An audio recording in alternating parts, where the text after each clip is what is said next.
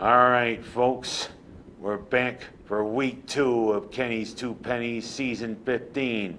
I hope everybody liked my extended show last week, but you know what? Let's go back to a regular show this week. And of course, I got several things that are definitely on my mind. First of all, SU's rout of Wagner, or should I say, merciful rout of Wagner. Who kind of wondered about that college football had a little bit of a mercy rule? Kind of saw there in the second half that Syracuse went to 10-minute quarters. Yeah, kind of a way to say to Wagner, yeah, you know, we put 49 points on the board there in the first half, so we're going to take it easy on you. But of course, what was the decision there by Babers to leave Tucker in the game? Yeah, Tucker was just a little short of setting the single game rushing record for Syracuse. That's been held for about 40 years by Joe Morris.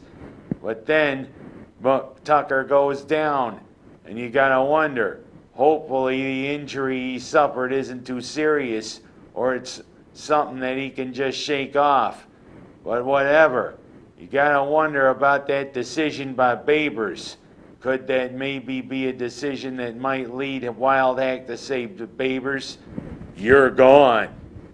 That's a little thing I'm going to save for a little later, shall we? Well, whatever.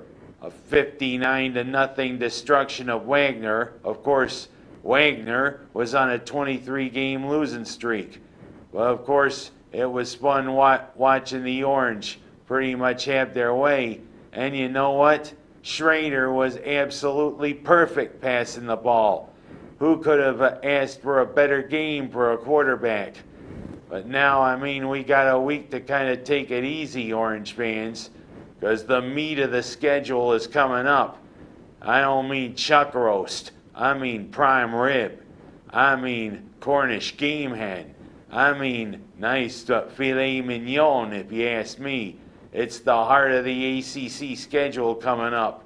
Plus, with a little morsel of Notre Dame thrown in around Halloween. Because up next, it's the Wolfpack coming to the Dome. And of course, North Carolina State has had their way with the Orange. They won 13 of the 15 previous times. And Wolfpack are a pretty good team again this year.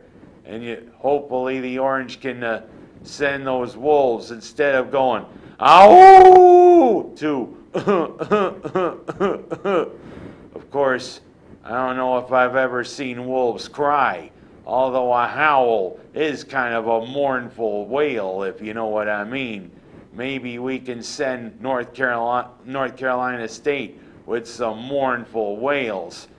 That's what'll happen if we find out something is really wrong with Tucker. Mournful wails. We need Tucker. We're one win away from bowl eligibility, Orange fans. Hopefully that wasn't a stupid decision. Of course, Babers has got to kind of be thinking, what was I doing?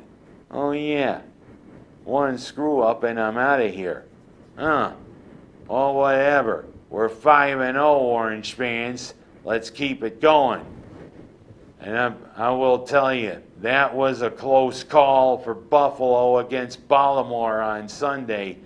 A week after we didn't have all the opportunities and we didn't make lots of money against Miami, even with a lineman showing what an asset he is by blocking a punt out of the end zone. We go into Baltimore and it looks like it's going to be a disaster. First half was a disaster for much of it. It allowed Baltimore to take a 20-3 lead. And heck, Lamar Jackson and the Ravens offense had their way. And Josh Allen looked bewildered.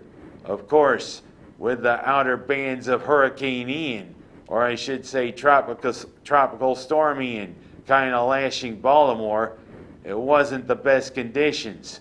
But sooner or later, Josh Allen and the Bills' offense does wake up. Good touchdown drive to end the first half, and in the second half, we took control. Of course, some people are going to kind of wonder, how come Buffalo didn't score a touchdown right at the end when they were right on the doorstep? You know, I kind of wonder if a rule's going to be passed. Yeah, I see the idea why they took the victory formation to line up Bass for the winning field goal.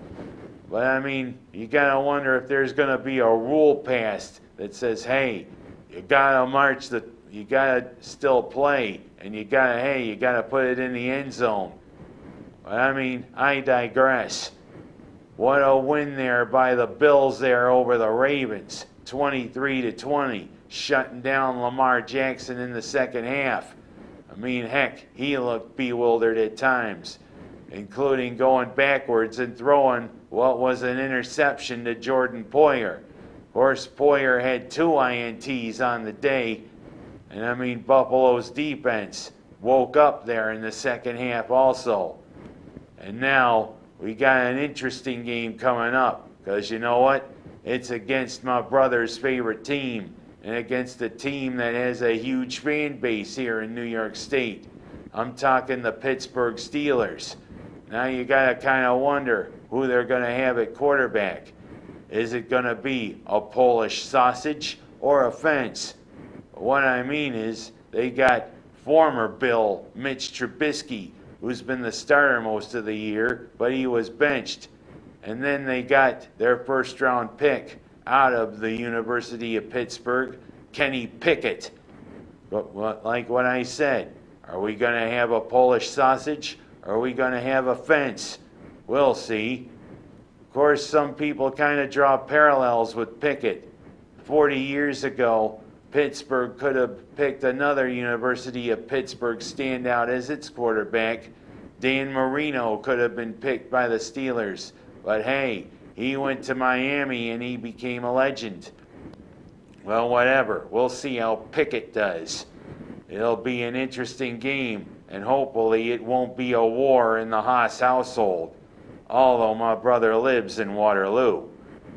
Speaking of that, I mean, I'm going to talk local my third time.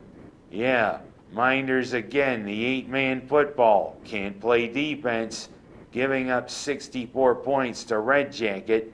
And I kind of wonder, how come with this New York State thing going in, why didn't Red Jacket change the name of its school?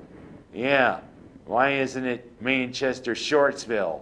I digress. But you know, I forgot to say one thing about Waterloo's nickname. Waterloo's nickname now is the Tigers, of course. But you gotta kind of wonder, why didn't they go with the Waterloo Lions or the Waterloo Bears? Oh my. And I'm kind of wondering, if it were the Waterloo Lions, of course, Lions would have said something, because their name's the Lions.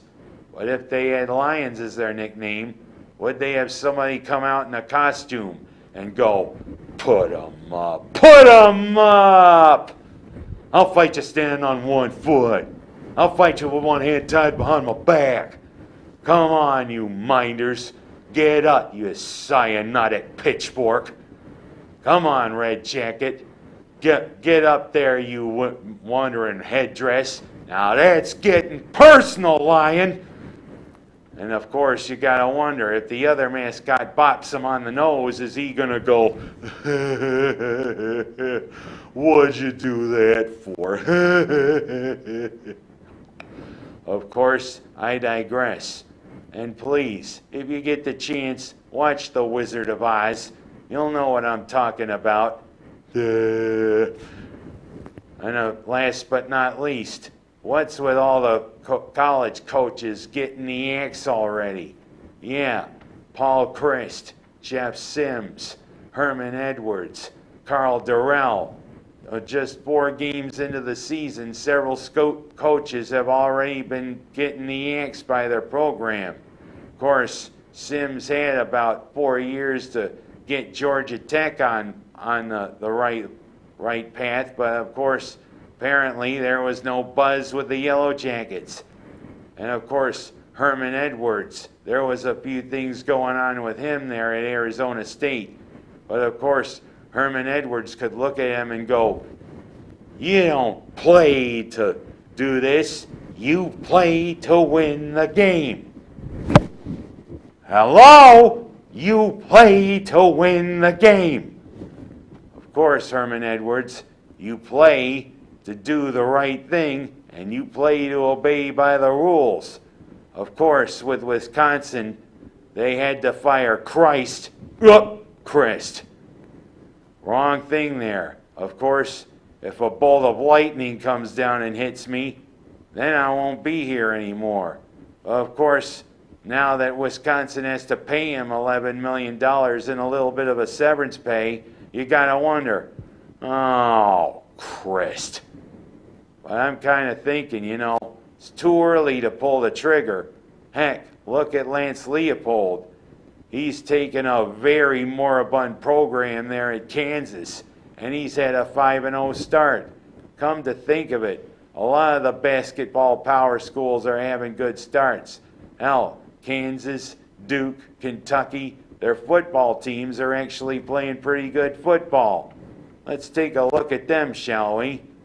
And that's all I've got to say about this week. Till next week on Kenny's Two Pennies. That's my motto, and I'm sticking to it.